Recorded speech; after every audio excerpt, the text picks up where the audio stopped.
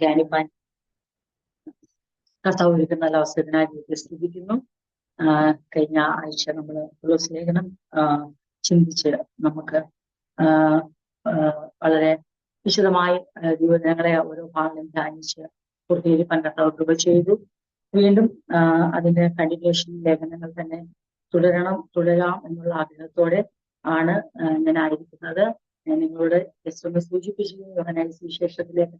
എന്നാൽ കർത്താവ് ദാസന്റെ അഭിപ്രായവും അനുസരിച്ചും ലേഖനങ്ങൾ തന്നെ തുടരുന്നതാണ് കുറച്ചും കൂടെ നല്ലത്, അത് ആവശ്യമാണെന്നുള്ള ആ ഒരു നിർദ്ദേശം കൂടെ സ്വീകരിച്ചുകൊണ്ട് ഞാൻ കണ്ടിന്യൂ ചെയ്യാനായിട്ട് ആഗ്രഹിക്കുന്നു. കൊലോസ്യ ലേഖനത്തിന്റെ അടുത്ത ലേഖനമായ തെസ്സലോനിക്കർ 1-ാം ലേഖനം തന്നെ ചിന്തിപ്പാൻ ആഗ്രഹിച്ച് കർത്താവ് ശരണപ്പെട്ട് ദിവസങ്ങളിലായിരിക്കുന്നു. കർത്താവ് നമ്മളെ സഹായിക്കുമാറാകട്ടെ. നമുക്ക് ഏത് ലേഖനങ്ങൾ നമ്മൾ പഠിക്കുമ്പോഴും അതിനകത്ത് ഒത്തിരി വളരെ ദൈവവചനത്തിന്റെ ആഴമേറിയ മർമ്മങ്ങൾ പലതും പതിവ് പോലെ തോന്നിയാലും അല്ലെങ്കിൽ ഇത് മറ്റു ലേഖനങ്ങളുള്ള അതേ സന്ദേശങ്ങൾ ആവർത്തിക്കുമ്പോഴും നമ്മൾ ഓരോ ലേഖനങ്ങൾ പുതുതായി പഠിക്കുമ്പോൾ ദൈവത്തിന്റെ പരിശുദ്ധാത്മാവ് നമ്മളോട് ആഴമായി സംസാരിക്കാറുണ്ട്. ഞാൻ പൂർണ്ണമായും ജീവിതത്തിൽ ശരണപ്പെടുന്നു. ഈ തെസ്സലോനിക്ക ലേഖനം പഠിക്കുമ്പോഴും നമ്മളോട് ദൈവം സംസാരിക്കുക. നമ്മൾക്ക് ആവശ്യമായ, നമ്മൾ ഈ ദിവസം കേൾക്കുന്നവർക്ക്, ഇന്ന് കേൾക്കുന്നവർക്ക്, തുടർന്ന് ഇത് കേൾക്കുന്നവർക്ക് ആവശ്യമായ ദൈവിക സന്ദേശങ്ങൾ ഇതിനകത്ത് ഇവിടെ നൽകി തരാൻ ദൈവശക്തനെന്ന് പൂർണ്ണമായും വിശ്വസിച്ചുകൊണ്ട് ഞാൻ കർത്താവ് ശരണപ്പെടുകയാണ്. ഞാൻ ദൈവത്തിൽ ആശ്രയിക്കുന്നത്. കാരണം ലേഖന പഠനങ്ങൾ തുടർന്ന് പോകണമെന്ന് ദൈവം നമ്മുടെ സഭയിൽ ആഗ്രഹിക്കുന്നത് കൊണ്ട് അത് എപ്പം വരെ എങ്ങനെ എന്നറിയില്ല. ദൈവം അനുവദിക്കുന്ന പോലെ, ദൈവഹിതം പോലെ മുന്നോട്ട് പോകട്ടെ. എല്ലാ ലേഖന പഠനത്തിന്റെ ആരംഭത്തിൽ നമ്മളൊരു ഇൻട്രൊഡക്ഷൻ പറയും. അപ്പോസ്തല പ്രവൃത്തികളുമായി ബന്ധപ്പെട്ട് പ്രവൃത്തികളിൽ വെളിപ്പെടുത്തിയിരിക്കുന്ന സഭാസ്ഥാപനമോ അവിടെ ആ സഭയെ സ്ഥാപിക്കാൻ ഉണ്ടായ കാരണങ്ങളോ പ്രവർത്തനങ്ങളോ എവിടെയെങ്കിലും ഉണ്ടെങ്കിൽ തിരുവഴുത്തിൽ നിന്ന് നമ്മൾ ആ ഭാഗങ്ങളും കൂടെ എടുത്ത് എഫെസ്യർക്കെതിരെ ലേഖനം പഠിച്ചപ്പോഴും ഫിലിപ്പിയരെ ഒക്കെ പഠിച്ചപ്പോൾ നമ്മൾ അപ്പോസ്തല പ്രവൃത്തിയിൽ പോയി അവിടുന്ന് നമ്മൾ അതിന്റെ കോണ്ടെക്സ്റ്റ് പഠിച്ച് അവിടെ നടന്ന സംഭവങ്ങളെ ചിന്തിച്ച് ആണ് നമ്മൾ ലേഖന പഠനത്തിലേക്ക് വരുന്ന പതിവ് നിങ്ങൾക്കറിയാം. അതുപോലെ തന്നെ തെസ്സലോനിക്കർക്ക് 1-ാം ലേഖനം പഠിക്കുമ്പോൾ തെസ്സലോനിക്കയിൽ എങ്ങനെ സഭ സ്ഥാപിച്ചു എന്ന് വേദോസിൽ എഴുതിയിട്ടുണ്ടോ, അപ്പോസ്തലന്മാർ അവിടെ യാത്ര ചെയ്ത് ചെന്ന കാര്യം അങ്ങനെ ഉണ്ടെങ്കിൽ തീർച്ചയായിട്ടും നമ്മളത് വായിച്ചിട്ട് വേണമല്ലോ ലേഖനത്തിലേക്ക് കടക്കാൻ എന്നുള്ളത് വളരെ അത്യാവശ്യമായ കാര്യമാണ്. അപ്പോസ്തല പ്രവൃത്തി എല്ലാം നമ്മൾ വായിക്കുന്നതാണ്. പക്ഷെ നമ്മൾ പലപ്പോഴും അത് ലേഖനമായി കണക്ട് ചെയ്ത് പിന്നെ ചിന്തിക്കത്തില്ല.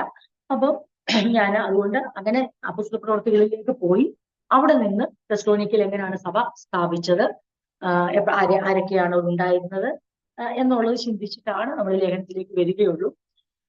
ഈ തെസ്സലോനിക്ക ലേഖനം ഏറ്റവും വലിയ പ്രത്യേകത അപ്പോസ്തലന് ആദ്യ കാലങ്ങളിൽ എഴുതിയ ലേഖനമാണ്.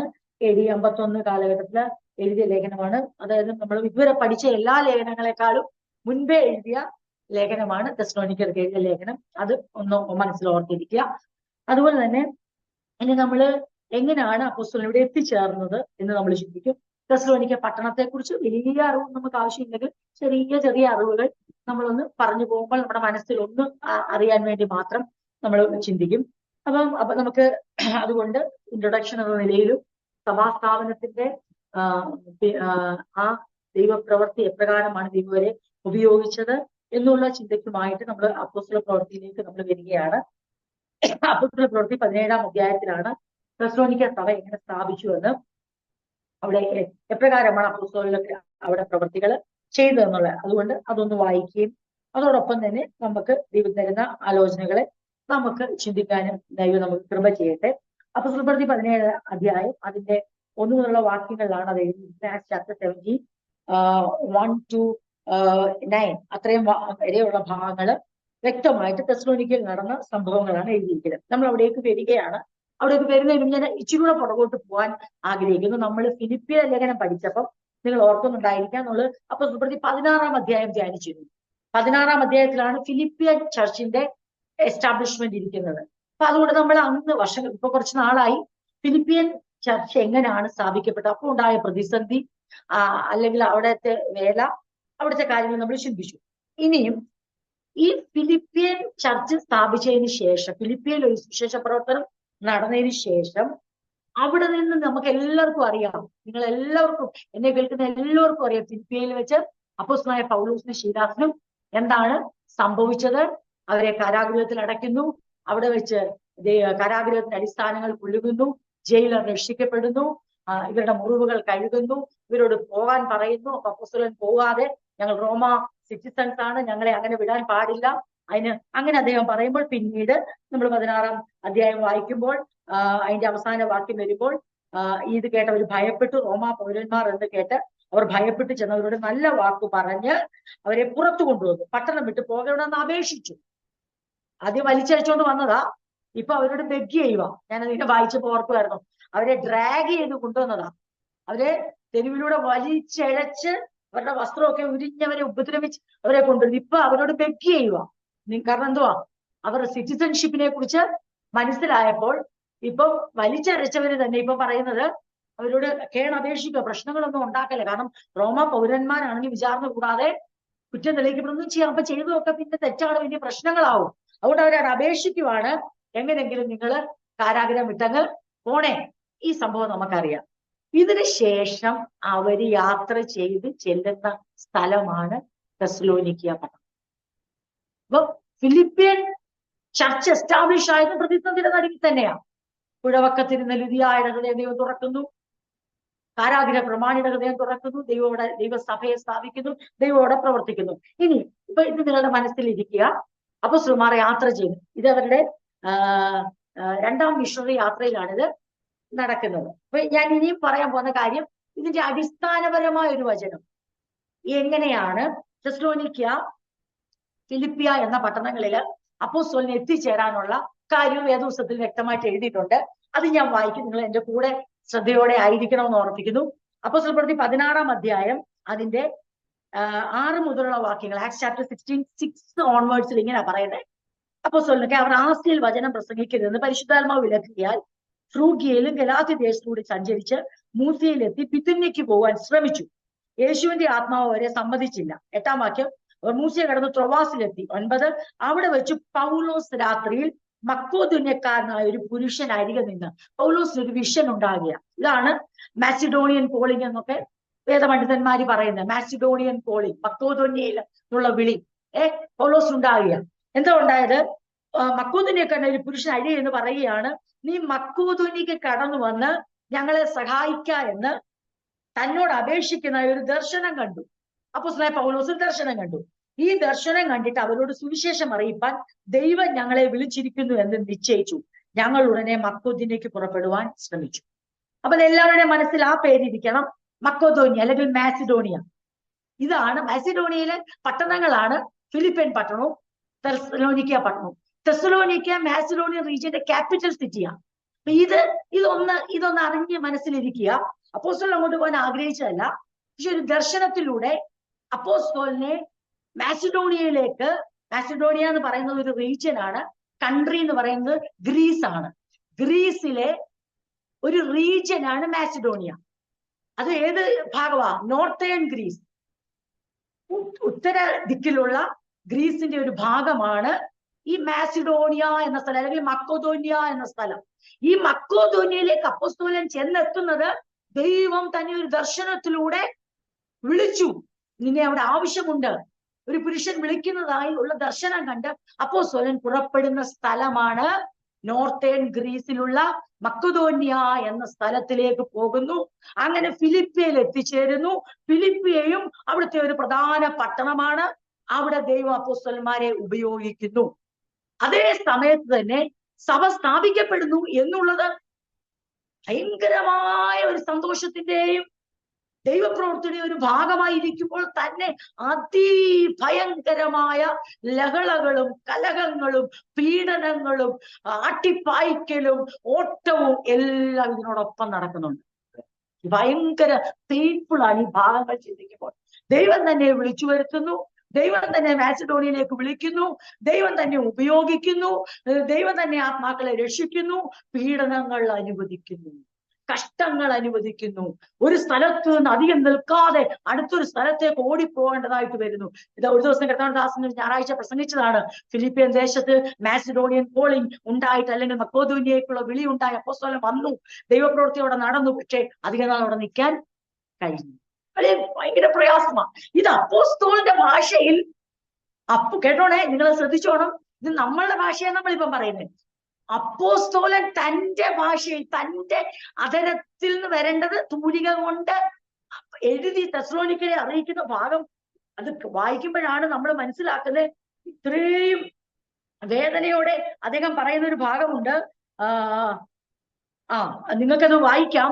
ഞാൻ ഈ പറയുന്ന കാര്യങ്ങളെ ഒന്നുകൂടെ ഗ്രഹിക്കാൻ ഞാനത് ഒന്ന് വായിക്കാം. തെസ്സലോനിക്കർ 2-ാം അധ്യായം, തെസ്സലോനിക്കർക്ക് എഴുതിയ 1-ാം ലേഖനം 2-ാം അധ്യായത്തിൽ ഒന്ന് എടുത്താൽ കാണാൻ പറ്റും. സഹോദരന്മാരെ, തെസ്സലോനിക്കരോട് പറയുകയാണെ, ഞങ്ങൾ നിങ്ങളുടെ അടുക്കൽ വന്നത് വ്യർത്ഥമായില്ല എന്ന് നിങ്ങൾ തന്നെ അറിയുന്നുവല്ലോ. എന്നിട്ട് അടുത്ത വാക്ക് കേട്ടോണേ, 2-ാം വാക്യം, 2:2. 1 തെസ്സലോനിക്കർ 2:2, 2-ാം അധ്യായം 2-ാം വാക്യം. നിങ്ങൾ അറിയും പോലെ ഞങ്ങൾ ഫിലിപ്പിയിൽ വെച്ച് കഷ്ടവും അപമാനവും അനുഭവിച്ചിട്ടും, അപ്പൊ തന്നെ അത് കഷ്ട അപമാനമൊക്കെ തന്നെ ആയിരുന്നു.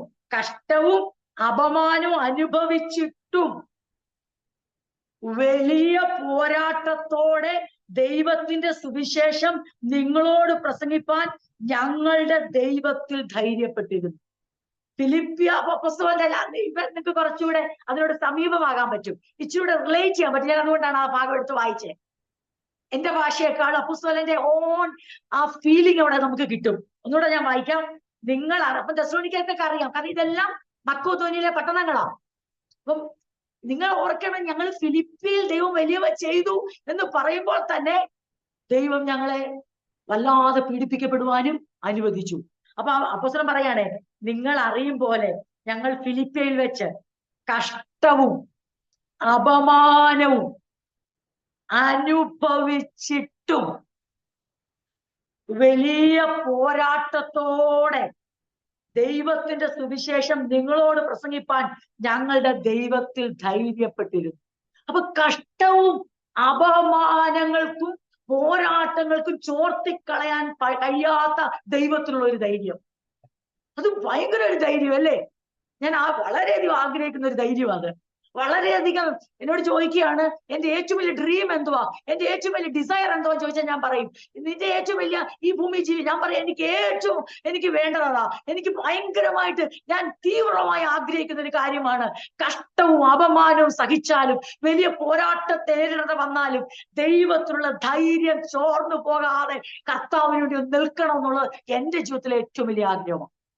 അത് കാരണം അപ്പോസ്തലൻ പറയും, കഷ്ടവും അപമാനവും സഹിച്ചാൽ അവരെ അത്രയ്ക്ക് 2 സഹിച്ചു. ശ്രദ്ധിച്ചോണം, ആ വാക്ക് നിങ്ങൾ ശ്രദ്ധിച്ചോണം. കഷ്ടം മാത്രമല്ല, അപമാനവും സഹിച്ചു. എന്നാൽ അത്രയ്ക്കും ഫിലിപ്പിയൻ പട്ടണത്തിൽ പൗലോസിനെയും ശീലാസിനെയും അപമാനിച്ചു. ആ വാർത്ത നിങ്ങൾ അറിഞ്ഞല്ലോ എന്ന് പറയുക അവരോട്.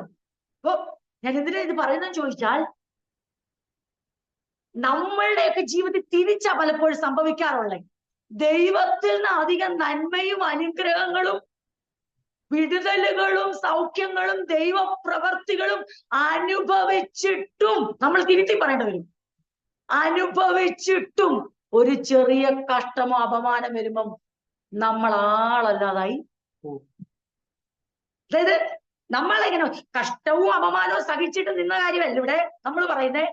ഇത്രയൊക്കെ കർത്താവിനെ സേവിച്ചിട്ടും ദൈവത്തെ മാനിച്ചിട്ടും വീട്ടിൽ നിന്ന് ഇറങ്ങി തിരിച്ചിട്ടും, അല്ലെങ്കിൽ നമുക്കിതെല്ലാം അറിയാം, പക്ഷെ ദൈവം അനവധിയായ ദൈവത്തിന്റെ പ്രവർത്തികൾ നമ്മുടെ ജീവിതത്തിൽ ചെയ്തിട്ടും കഷ്ടവും അപമാനവും വരുമ്പോൾ ധൈര്യത്തോടൊരു പോരാട്ടം കഴിപ്പാൻ കഴിയാതെ പോകുന്ന അവസ്ഥയാണ് ഇന്നത്തെ ക്രിസ്തീയ തലമുറയിൽ കാണുന്നത്. ഞാൻ ഇത് പറയുമ്പോൾ ഞാൻ ഒരു ധൈര്യശാലി അല്ല. അതുകൊണ്ടാണ് ഞാൻ ഏറ്റവും അധികം ആഗ്രഹിക്കുന്നത്, എനിക്കും കൂടെ അത് വേണം കർത്താവേ. പരിശുദ്ധാത്മാവിന്റെ നിറവിൽ ധൈര്യത്തോടെ അങ്ങേക്ക് വേണ്ടി പോരാടുവാൻ, അല്ലെങ്കിൽ അങ്ങയുടെ രാജ്യത്തിന് വേണ്ടി, അങ്ങയുടെ വേലയ്ക്ക് വേണ്ടി, അങ്ങയുടെ നാമത്തിനു വേണ്ടി കഷ്ടവും അപമാനവും തളർന്നു പോകാത്ത, പിൻപോട്ട് പോകാത്ത, മുൻപോട്ട് തന്നെ. ഫിലിപ്പിയയിൽ ഓടിച്ചു വിട്ടാൽ ഞങ്ങൾ തെസ്സലോനിക്കയെ പ്രസംഗിക്കും, തെസ്സലോനിക്കയിൽ ഓടിച്ചു വിട്ടാൽ ഞങ്ങൾ ബെരോവയിൽ പ്രസംഗിക്കും, ബെരോവയിൽ ഓടിച്ചു വിട്ടാൽ ഞങ്ങൾ അഥേനയിൽ പ്രസംഗിക്കും, അവിടെ നിന്ന് ഓടിച്ചു വിട്ടാൽ ഞങ്ങൾ കൊരിന്തിൽ പ്രസംഗിക്കും.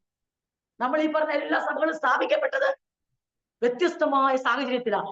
മക്കോദോന്യയിലൊക്കെ പോളിങ് ദർശനത്തിലൂടെ കൊടുത്തു. പിന്നെ കോളിംഗ് അല്ല, ഓരോ പട്ടണത്തിൽ നിന്ന് ഓടിച്ചു വിടുക. ഓടിച്ചു വിടുമ്പോ ഇവര് വിചാരിക്കും ഇവിടെ കൊണ്ടല്ല അവസാനിച്ചു. പക്ഷെ ഓടിച്ചു വിടുന്ന ആരെയാണെന്നറിയാമോ? കഷ്ടവും അപമാനവും സഹിച്ചാലും ധൈര്യം ചോർന്നു പോകാത്ത, ദൈവത്തിനു വേണ്ടി പോരാട്ടം കഴിപ്പാൻ ധൈര്യമുള്ള ദൈവത്തിന്റെ വേലക്കാരെ ഓടിച്ചു വിട്ടാൽ നിങ്ങൾക്ക് തന്നെയാണ് നഷ്ടം. അടുത്ത പട്ടണത്തിൽ സുവിശേഷം എത്തും. ഫിലിപ്പിയിൽ ഓടിച്ചു വിട്ടു. അപ്പോസ്തലൻ എവിടെ ചെന്നു? തെസ്സലോനിക്കയിലെത്തി. തെസ്സലോനിക്കയിൽ ഓടിച്ചു വിട്ടു. ബെരോവയിലെത്തി. ഈ പേരൊക്കെ നമുക്കറിയാം. ബെരോവയിലുള്ള തെസ്സലോനിക്കക്കാരെക്കാൾ ഉത്തമന്മാരൊക്കെ നമുക്കറിയാവുന്ന വാക്യങ്ങൾ. അപ്പൊ ഞാൻ പറഞ്ഞു വരുന്നത്, നമുക്ക് ഇങ്ങനെയൊന്ന് ആഗ്രഹിക്കുക. ഈ ലേഖന പഠനങ്ങളൊക്കെ നടത്തുമ്പോൾ നമുക്ക് ഇങ്ങനെ ഒന്ന് ആഗ്രഹിക്കുക. അപ്പോസ്തലൻ പറഞ്ഞ കർത്താവേ, ഞങ്ങൾക്ക് കൂടി ഇങ്ങനെ പറയാനുള്ള ഒരു കൃപ തരണം. എന്താണെന്നറിയോ?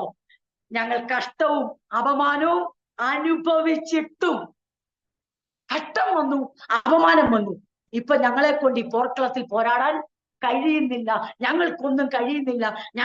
ഞങ്ങൾ ഫിലിപ്പിയിൽ അത്രയ്ക്ക് നാണം കെട്ടു. കാരണം മാസിഡോണിയൻ കോളിംഗ് ഒക്കെ ഉണ്ടായി, ദൈവമാണ് ദർശനം തന്നെ. പക്ഷെ ഞങ്ങളെ ഈ അപമാനിച്ചപ്പോൾ ദൈവം എവിടെയായിരുന്നു? ഞങ്ങളുടെ വസ്ത്രം വലിച്ചൊരിഞ്ഞ് ഞങ്ങളെ കോൾ കൊണ്ട് അടിപ്പിച്ചപ്പോൾ ദൈവം എവിടെയായിരുന്നു? ഞങ്ങളൊരു ദുരാത്മാവിനെയല്ലേ ശാസിച്ചേ? ഞങ്ങൾ ദൈവാത്മാവിൽ ശുശ്രൂഷിച്ചുകൊണ്ട് ദുരാത്മാവിനെ ശാസിച്ച് എവിടെയും കർത്താവിനോട് നിൽക്കാൻ ഞങ്ങൾ ധൈര്യം കാണിച്ചപ്പോൾ പരസ്യമായി ഞങ്ങളെ വലിച്ചിഴച്ച് അപമാനിച്ച് ഞങ്ങളെ അടിച്ച് ഞങ്ങളുടെ പുറം അതെ അടിച്ചു പൊളിച്ച് ഞങ്ങളെ വലിച്ചു കൊണ്ടുവന്ന് പറയട്ടെ വലിയ ക്രിമിനൽസിനെ പോലെ ആ ജയിലിലേക്ക് പ്രിസണിലേക്ക് തള്ളുമ്പോൾ ദൈവം എവിടെയായിരുന്നു? ദൈവത്തിന്റെ മൗനം തന്റെ ഭക്തന്മാരെ തളർത്തിക്കളഞ്ഞില്ല. ദൃശ്യമായി ഒന്നും ദൈവം ചെയ്യുന്നില്ല എന്ന് തോന്നുമ്പോഴും അന്ന് രാത്രിയിലും എന്ത് ചെയ്തു? അവരുടെ സ്വഭാവം വെളിപ്പെടുത്തി.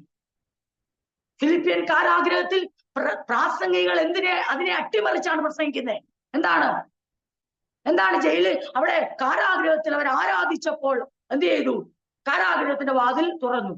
അങ്ങനെയല്ല വേദോസം എഴുതിയിരിക്കുന്നത്. വേദോസത്തിൽ 16-ാം അധ്യായം, അപ്പോസ്തല പ്രവൃത്തികൾ 16-ാം അധ്യായം എങ്ങനെയാണ് എഴുതിയിരിക്കുന്നത് നിങ്ങൾക്ക് എല്ലാം അറിയാം. പലപ്പോഴും തെറ്റിദ്ധരിക്കപ്പെടുന്ന ഒരു ഭാഗമാണത്. അവിടെ എഴുതിയിരിക്കുന്നത് ഇങ്ങനെയാണ്, ശ്രദ്ധിച്ചേ. 16-ാം അധ്യായത്തിലേക്ക് വന്നിട്ട് അതിന്റെ 24-ാം വാക്യം, അവൻ ഇങ്ങനെയുള്ള കൽപ്പന കിട്ടുകയാൽ അവരെ അകത്തെ തടവിലാക്കി അവരുടെ കാൽ ആമത്തിലിട്ടു പൂട്ടി. കഷ്ടവും അപമാനം ഞങ്ങൾ സഹിച്ചു.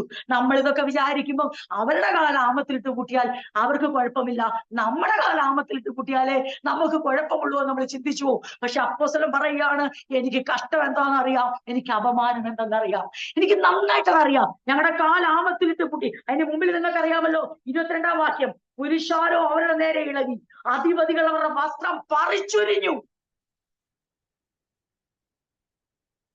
പുസ്തകം പറയാം, അപമാനം.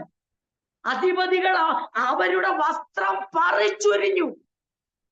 കോൽ കൊണ്ട് അവരെ അടിപ്പിപ്പാൻ കൽപ്പിച്ചു.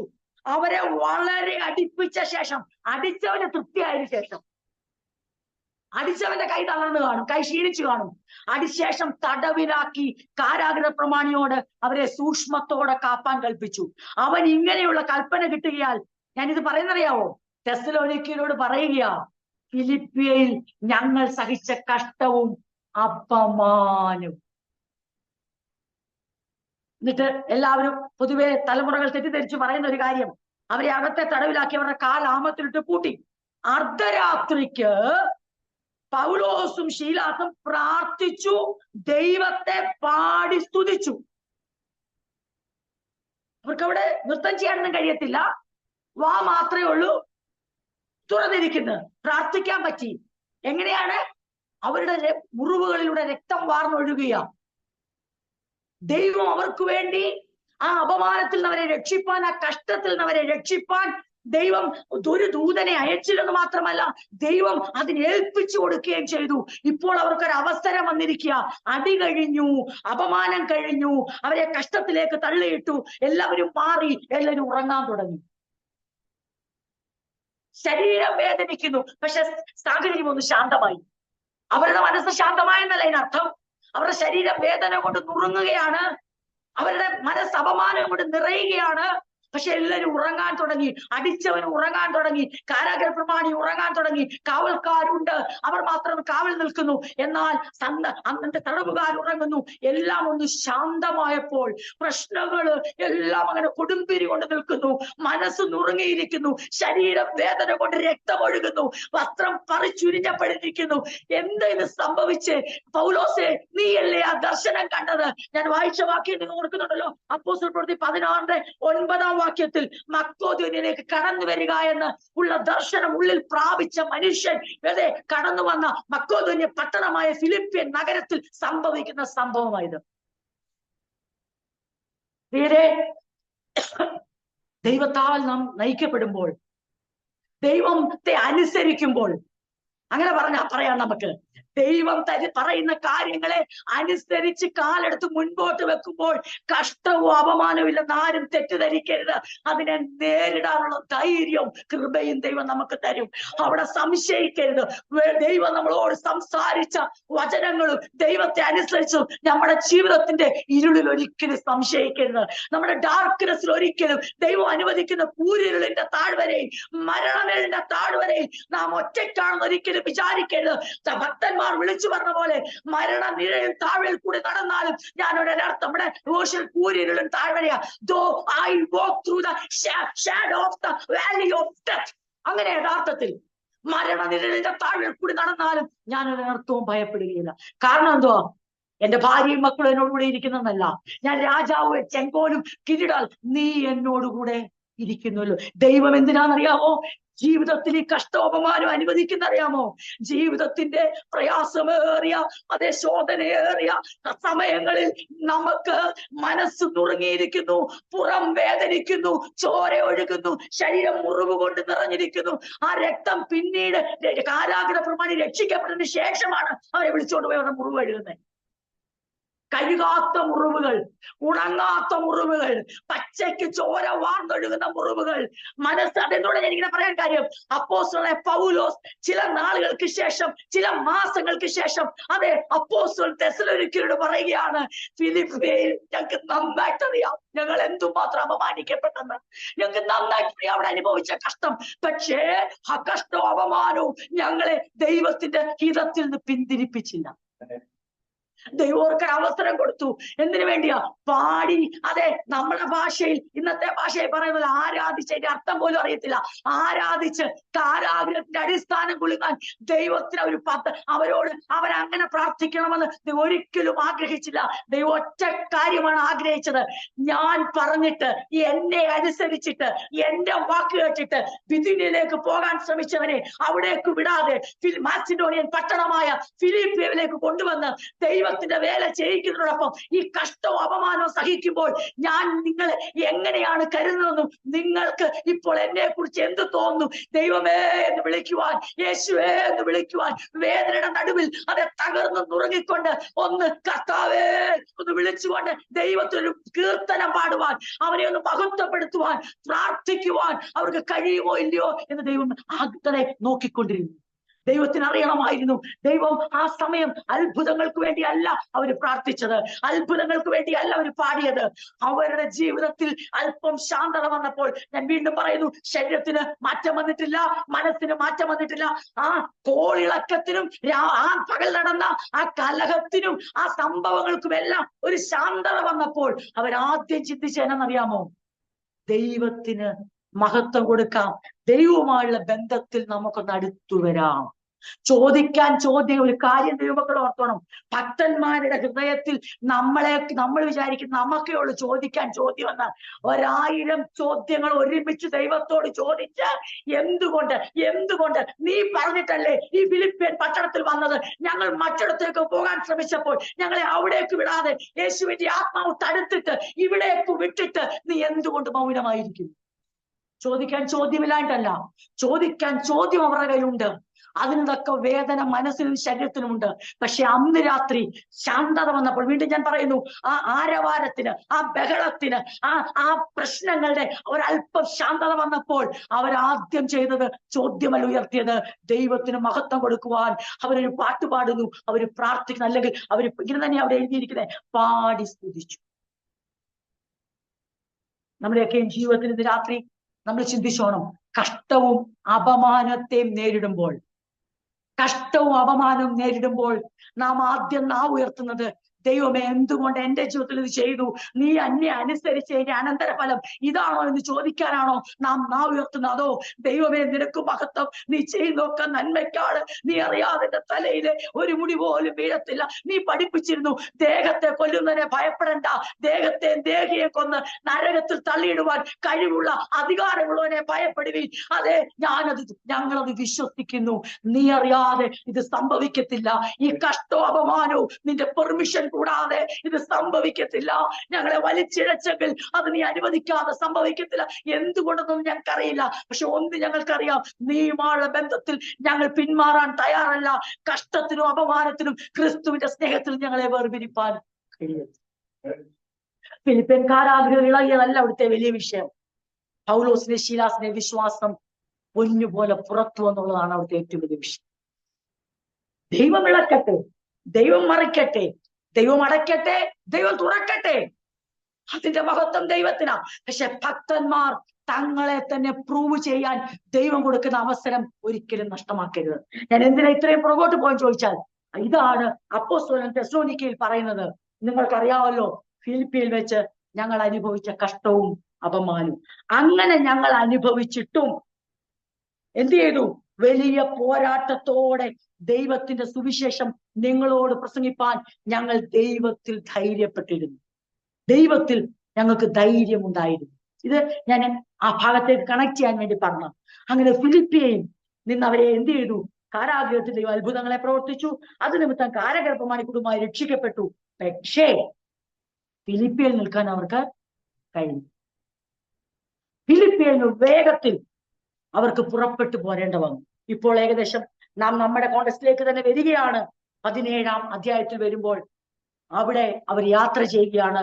അവർ അംഫിപ്പൊലീസിലും അപ്പോലോനിയിലൂടെ കടന്ന് തെസ്സലോനിക്കയിൽ, നമ്മുടെ ലേഖനം അതാണല്ലോ, തെസ്സലോനിക്കർക്ക് എഴുതിയ ലേഖനം. എങ്ങനെയാണ് തെസ്സലോനിക്കയിൽ സഭ സ്ഥാപിക്കപ്പെട്ടത്? തെസ്സലോനിക്കയിൽ എങ്ങനെയാണ് ചർച്ച എസ്റ്റാബ്ലിഷ് ആയത്? സുവിശേഷം എങ്ങനെ എത്തി? കൊലോസ്യ ലേഖനവും തെസ്സലോനിക്ക ലേഖനവും തമ്മിൽ ഒരു പ്രധാന വ്യത്യാസം നിങ്ങൾ ഓർത്തോണം. കൊലോസ്യ സഭ സ്ഥാപിച്ച അപ്പോസ്തലനല്ല. അപ്പോസ്തലൻ ഒരിക്കലും അവരെ മുഖാമുഖമായി കണ്ടിട്ടില്ല. പക്ഷെ തെസ്സലോനിക്കക്കാരോട് അങ്ങനല്ല. അപ്പോസ്തലൻ മുഖാമുഖമായി അറിയുന്നവരും അടുപ്പമുള്ളവരുമാണ് തെസ്സലോനിക്കക്കാര്. പക്ഷെ അവിടെയും ഇങ്ങനെയാണ് എഴുതിയിരിക്കുന്നത്. അങ്ങനെ അവിടെ എന്ത് ചെയ്തു? അവിടെ യഹൂദന്മാരുടെ ഒരു പള്ളി ഉണ്ടായിരുന്നു. പൗലോസ് പതിവ് പോലെ അവരുടെ അവിടെ നിന്നാണല്ലോ പൗലോസ് അപ്പോസ്തലൻ എപ്പോഴും അദ്ദേഹത്തിന്റെ ശുശ്രൂഷ സിനഗോഗുകളിൽ ചെല്ലുക. അവിടെ നിന്നാണ് സുവിശേഷം, അവിടെയാണല്ലോ ആൾക്കാർ കൂടി വരുന്നത്. പൗലോസ് പതിവ് പോലെ അവരുടെ അടുക്കൽ ചെന്നവരുടെ പതിവ് പോലെ എവിടെയൊക്കെ യഹൂദ സിനഗോഗുകൾ ഉണ്ടോ അവിടെ ഗ്രീക്ക് ആൾക്കാരും വരാറുണ്ട്. അവിടെ യഹൂദന്മാരുടെ സ്ഥലമാണ്. പക്ഷെ അവിടെയും എപ്പോഴാണോ ശബത്തിൽ ആ സിനഗോഗിലെ പ്രാർത്ഥന നടക്കുന്നത്, ആ പ്രാർത്ഥനാ സ്ഥലത്തേക്ക് അപ്പോസ്തലൻ ചെല്ലുക പതിവ്. അവിടുന്ന് ആരംഭിക്കുക. എന്ത് ചെയ്തു? പൗലോസ് പതിവ് പോലെ അവർ അടുക്കൽ ചെന്നു. 3 ശബത്തിൽ തിരുവെഴുത്തുകളെ ആധാരമാക്കി അവരോട് വാദിച്ചു. ഈ വചനത്തിന്റെ അടിസ്ഥാനത്തിലാണ് പറയുന്നത്, അപ്പോസ്തലൻ 1 മാസം തെസ്സലോനിക്കയിൽ 3 ആഴ്ച അല്ലെങ്കിൽ 1 മാസം, 1 ആഴ്ചയും കൂടെ കൂട്ടി പറയുന്നു, 1 മാസത്തോളമേ തെസ്സലോനിക്കയിൽ താമസിച്ചുള്ളൂ. 1 മാസത്തെ അപ്പോസ്തലന്റെയും സഹപ്രവർത്തകരുടെയും ശുശ്രൂഷയിൽ അവരവിടെ താമസിച്ച് എന്ത് ചെയ്തു? എന്താണ് അവരവിടെ പറഞ്ഞത്? ഇങ്ങനെയാണ് അവിടെ എഴുതിയിരിക്കുന്നത്: ക്രിസ്തു കഷ്ടം അനുഭവിക്കുകയും മരിച്ചവരിൽ നിന്ന് ഉയർത്തെഴുന്നേൽക്കുകയും ചെയ്യേണ്ടതെന്നും ഞാൻ നിങ്ങളോട് അറിയിക്കുന്ന ഈ യേശു തന്നെ ക്രിസ്തു എന്നും തെളിയിച്ച് വിവരിച്ചുകൊണ്ടേ. കഷ്ടവും അപമാനങ്ങളും അപ്പോസ്തലന്റെ ശുശ്രൂഷയിൽ നിന്ന് പിന്തിരിപ്പിച്ചില്ല. യേശു തന്നെ ക്രിസ്തു എന്ന് തെളിയിക്കുന്ന കാര്യത്തിൽ അപ്പോസ്തലൻ തന്റെ ജീവിതത്തിൽ ഒരു നഷ്ടങ്ങളും ഓർത്തില്ല, കഷ്ടങ്ങളും ഓർത്തില്ല. യേശു തന്നെ ദൈവപുത്രനെന്ന് വിശ്വസിക്കുക മാത്രമല്ല, യേശു തന്നെ കർത്താവെന്ന് ജീവിതം കൊണ്ട് തെളിയിച്ച് നമ്മുടെ ജീവിതത്തിൽ ദൈവം അപ്രകാരം ഒന്നും ചെയ്യുന്നില്ലെന്ന് തോന്നുമ്പോഴും, ഒന്നിനു പുറകെ ഒന്നായ പ്രതിസന്ധികൾ ആഞ്ഞടിക്കുമ്പോഴും അപ്പോസ്തലൻ പറയുന്നു, ഞാൻ ധൈര്യത്തോടെ പറയട്ടെ, യേശു തന്നെയാണ് മശിഹ. അത് എന്റെ ജീവിതത്തിൽ കാരാഗ്രഹം തുറക്കുമ്പോഴോ അടയ്ക്കുമ്പോഴോ ഈ കേറി ഇറങ്ങുന്ന മഹത്വമല്ല ദൈവത്തിന്റെ. ദൈവം എന്ത് ചെയ്യുന്നതിന്റെ പിന്നിലും ദൈവത്തിന് ഉദ്ദേശമുണ്ട്. അവൻ മൗനമായിരുന്നാൽ അതിന്റെ പിന്നിൽ വലിയ ഉദ്ദേശമുണ്ട്. അവൻ പ്രവർത്തിക്കുമ്പോൾ അതിന്റെ പിന്നിൽ വലിയ ഉദ്ദേശമുണ്ട്. അവൻ തകർത്താൽ അതിന്റെ പിന്നിൽ വലിയ ഉദ്ദേശമുണ്ട്. അവൻ പണിതാൽ അതിന്റെ പിന്നിൽ വലിയ ഉദ്ദേശമുണ്ട്. അതുകൊണ്ട് എന്റെ ജീവിത സാഹചര്യങ്ങൾ വെച്ച് നിങ്ങൾ ഒരിക്കലും എന്നെ അങ്ങനെ വിലയിരുത്തേണ്ട. ഞാൻ തീർത്തും പറയുന്നു, യേശു തന്നെയാണ് ക്രിസ്തു എന്ന് അപ്പോസ്തലന്റെ ശുശ്രൂഷ നിവർത്തിച്ചുകൊണ്ടേയിരുന്നു. അങ്ങനെ 3 ശബത്തിൽ 3 ആഴ്ചയിൽ അപ്പോസ്തലന് ആ സിനഗോഗിൽ, ആ പള്ളിയിൽ, യഹൂദന്മാരുടെ പള്ളിയിൽ അവസരം കിട്ടി അവരോട് സംസാരിക്കാൻ. അതായിരുന്നു ദൈവം അവിടെ തുറന്ന വാതിൽ. ഇങ്ങനെ യേശു തന്നെ ക്രിസ്തുവെ തെളിയിച്ചു വിവരിച്ചുകൊണ്ടിരുന്നു. അവരിൽ ചിലരും ഭക്തിയുള്ള യവനന്മാരിൽ ഒരു വലിയ കൂട്ടവും മാന്യ സ്ത്രീകൾ അനേകരും വിശ്വസിച്ചു. ഇതാണ് തെസ്സലോനിക്ക സഭയുടെ ആരംഭം. തെസ്സലോനിക്കയിൽ എത്തിയതറിയാമല്ലോ. ഫിലിപ്പിയിൽ കുറച്ചു നാൾ നിൽക്കണം എന്ന് വിചാരിച്ചല്ലോ, നിങ്ങള് സമ്മതിക്കുന്നില്ല. പ്രതിസന്ധികൾ മുന്നോട്ട് ഓടുന്നു. അപ്പോസ്തലൻ മുന്നോട്ട് ഓടുന്നു. പക്ഷെ ഒരു കാര്യം വ്യക്തമാണ്, ഇവരുടെ ഓട്ടത്തിൽ സുവിശേഷവും അതിവേഗം മുന്നോട്ട് ഓടുന്നു. അവരുടെ താഴ്ചകൾ സുവിശേഷത്തെ ബാധിച്ചില്ല. അവരുടെ പീഡനങ്ങൾ സുവിശേഷത്തെ ബാധിച്ചില്ല. അവരുടെ കഷ്ടങ്ങൾ ദൈവവേലയെ ബാധിച്ചില്ല. അവരുടെ അപമാനങ്ങൾ അതിനെ ബാധിച്ചില്ല. ഇപ്പോൾ അവർ തെസ്സലോനിക്കയിൽ എത്തിയിട്ട് അപ്പോസ്തലൻ അവിടെ തന്റെ ശുശ്രൂഷ ചെയ്തു. ആ 4-ാം വാക്യത്തിൽ എഴുതുന്നു, അവരിൽ ചിലരും ഭക്തിയുള്ള യവനന്മാരിൽ ഒരു വലിയ കൂട്ടവും മാന്യ സ്ത്രീകളിൽ അനേകരും വിശ്വസിച്ചു. പൗലോസിനോടും ശീലാസിനോടും ചേർന്നു. ഇതാണ്. നിങ്ങൾ ആരെങ്കിലും ചിന്തിക്കുകയാണ്, തെസ്സലോനിക്ക ലേഖനം നമ്മൾ പഠിക്കുമ്പോൾ എപ്പോഴാണ് തെസ്സലോനിക്ക സഭ ആരംഭിച്ചത്? ഇത് ഏകദേശം എസ്റ്റാബ്ലിഷ്ഡ് ആയത് AD 51 ഈ സംഭവം നടക്കുന്നത്. അപ്പൊ എല്ലാവരുടെ മനസ്സിൽ ഉണ്ടായിരിക്കണം, അപ്പോസ്തലൻ വ്യക്തമായ ചിത്രം നമുക്ക് തരുന്നുണ്ട്. എങ്ങനെ അപ്പോസ്തലൻ തെസ്സലോനിക്കയിൽ എത്തി, ഏത് പ്രയാസത്തോടെയാണ്, എന്ത് വേദനയോടെയാണ്. അവിടുന്ന് കിരീടവും കിട്ടി, അവിടുന്ന് ആദരവും കിട്ടി, യാത്രയെ പീട്ടി വന്നതല്ല. ഫിലിപ്പിയൻ ചർച്ചിന്റെ ഒരു യാത്രയെ പീട്ടി വന്നതല്ല. ഫിലിപ്പിയൻ നഗരത്തിലെ അധിപതികളുടെ ഒരു എന്തോടെ ബഹുമാനം കിട്ടി വന്നതല്ല. അവിടെ നിൽക്കാൻ കഴിയാതെ വണ്ണം പുരുഷാരം ഇളകി മറിഞ്ഞ് യജമാനന്മാർ ആ വെളിച്ചപ്പാർത്തി പെൺകുട്ടിയെ കൊണ്ട് ഉണ്ടാക്കിയിരിക്കുന്ന ലാഭം പോയത് കണ്ടിട്ട് അസൂയ നിമിത്തം ആഞ്ഞെടുത്ത് അടിച്ച് എല്ലാ പ്രതിസന്ധികളെയും തരണം ചെയ്ത് തെസ്സലോനിക്കയിലേക്ക് വരുമ്പോൾ ഫിലിപ്പിയയിലെ വരവേൽപ്പല്ല അവരുടെ ഹൃദയത്തിലുള്ളത്. ഫിലിപ്പിയയിലേറ്റ കഷ്ടവും അപമാനവും സഹിച്ചുകൊണ്ട് തന്നെ തെസ്സലോനിക്കയിൽ യേശുവിനെ ക്രിസ്തു ഉയർത്തുവാൻ ഉള്ള ധൈര്യം അവർക്കുണ്ടായി. പ്രിയരെ, ഇന്ന് രാത്രി ഈ ആമുഖ ചിന്തകളിലൂടെ കടന്നു പോകുമ്പോൾ, അല്ലെങ്കിൽ ഇതിന്റെ പശ്ചാത്തല ചിന്തകളിലൂടെ കടന്നു പോകുമ്പോൾ നമുക്കും ഒന്ന് റിലേറ്റ് ചെയ്തുകൊണ്ട് ഒന്ന് ഈ വചനങ്ങളോട് ബന്ധപ്പെടുത്തി കേവലം കേൾവിക്കാരായി മാത്രം ഇരിക്കാതെ, ഇതൊക്കെ അപ്പോസ്തലന്റെ തൊഴിലല്ലേ, അവർ ചെയ്യട്ടെ, ഇതൊക്കെ അവരുടെ കാര്യങ്ങളല്ലേ, ഇവർക്കല്ലേ മാസിഡോണിയൻ കോളിംഗ് ഉണ്ടായത് എന്ന് പറയാനല്ല, മറിച്ച് ഇതേപോലെ തന്നെ നമ്മയും കർത്താവ് തന്റെ സാക്ഷികളാകാൻ വിളിച്ചിരിക്കുക. ജീവിത സാഹചര്യങ്ങൾ എന്തുമായിക്കൊള്ളട്ടെ, ജീവിതത്തിൽ എന്തെല്ലാം പ്രതിസന്ധികൾ വരട്ടെ, താഴ്ചകളോ ഉയർച്ചകളോ രോഗമോ സൗഖ്യമോ, അതെ, ജീവിതത്തിൽ എന്തെല്ലാം കടന്നു വന്നാലും നമ്മളെ ഏൽപ്പിച്ച മിനിസ്ട്രി ഇതാണ്.